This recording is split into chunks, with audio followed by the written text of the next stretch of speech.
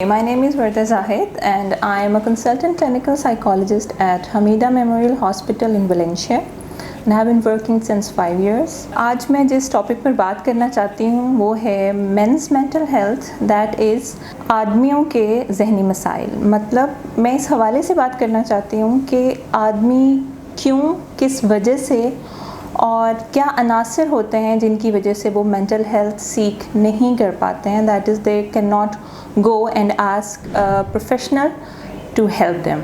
इन मसलों की शुरुआत तब होना शुरू होती है जब हम उनको मसला नहीं समझते हैं, that is even when they don't want to go to work, उनका काम पे जाने को दिल नहीं कर रहा और वो उसको स्नब करते हैं because they are a caretaker, because they have to provide their family, और हर हाल में उन्होंने उठ के जाना है, जिसकी वजह से वो इस चीज़ पर ध्यान ही नहीं देते हैं कि मेंटल इश्यूज़ उनको परेशान कर रहे हैं या उनको रुक के उस बात को केटर करना है या उस इमोशन के बारे में सोचना है। So they just let it go and go to work. उससे इवेंचुअली क्या होता है, वो मसले की रूट कॉज को नहीं पहचानते हैं, उसकी माइल्डरनेस को नहीं पहचानते हैं and they just keep on working whatever they are.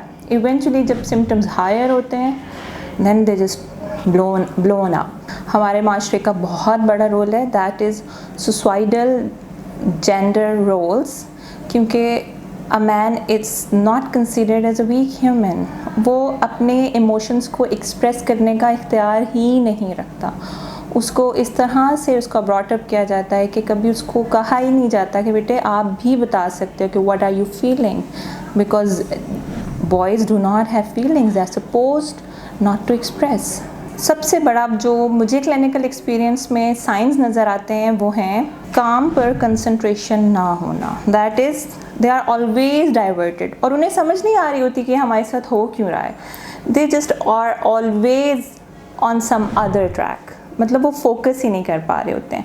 Other than that गुस्से का चिड़चिड़ाहट बहुत ज़्यादा होना, गुस्सा आना बात बात पे अपने एम्प्लॉयज़ को या अपने कोलीग के साथ लड़ना, कोई मौका ढूंढना वेंट आउट करने का। इसके अलावा they are sad because they can not go to the root cause and that's it, yes, and there are many other as well.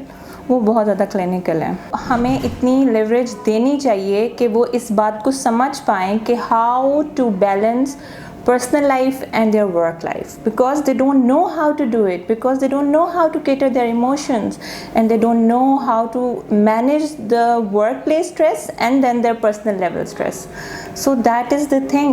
बात ये है कि हम ही उनको इतनी गुंजाइश ही नहीं देते हैं कि वो बेचारे कभी सोच पाएँ अपने बारे में, because they are always the strong guys and they cannot be weak. What is the stigma around men's mental health?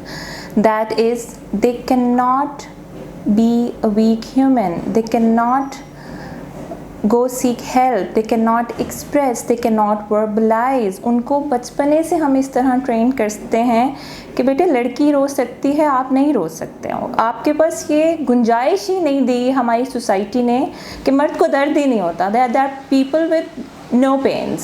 ज़ाहिर है जब उन्होंने इतना मैन अप होके चलना है, इतनी करेज और स्ट्रेंथ के साथ चलना है, तो डीप डाउन जब उनको मसले हो रहे होंगे तो वो किसी को नहीं बताएंगे, वो इससे फ़रार हासिल करेंगे अनटिल एंड अनलेस इनकी सिवेरिटी बढ़ ना जाए।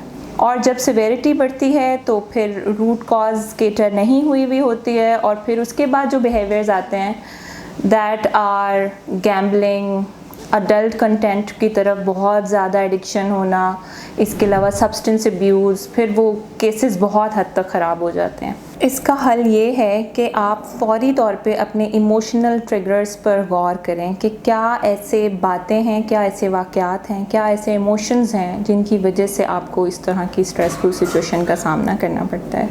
इसके अलावा किसी भी ट्रस्टवर्दी ह्यूमन से बात करें।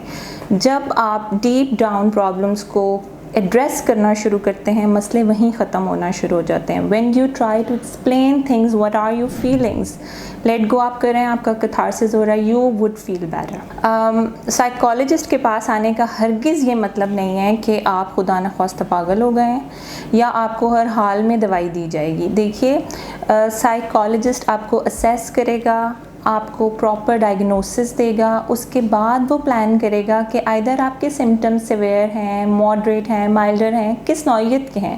پھر وہ اس بات پہ اپنا فیصلہ کرے گا کہ you should be visiting a psychiatrist, because بہت سے ایسے پرابلمز ہوتے ہیں جو دوائیوں کے ساتھ اور ود تھیراپی ہمیں لے کے چلنے چاہیے.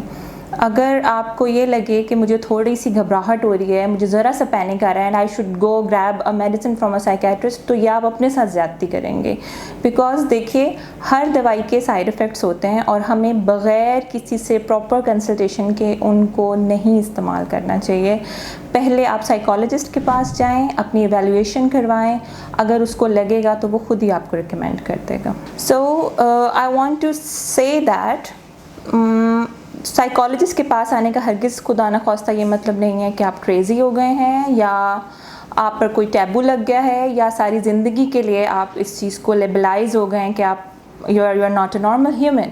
So coming to psychologist is something you need to heal. Sometimes you need validation, sometimes you need reassurance. That is why you are going to psychologist. اس کو اب مزید لوگوں کے لیے پریشانی کا باعث مت بنائیے. اور اگر کوئی آپ کو اداس لگ رہا ہے یا if someone is angry or someone is not able to focus on their work or something, you need to be really kind and gentle to the other person, right? If despite of gender, if she's a girl or a boy, آپ کا colleague ہے, آپ کا کو worker ہے, گھر میں کوئی ہے, تو please we should be little concentrate about it کہ کوئی بھی کسی بھی سچویشن سے یا کسی بھی مینٹل ہیلتھ ایشو سے گزر رہا ہو سکتا ہے, تو we should be really kind and gentle.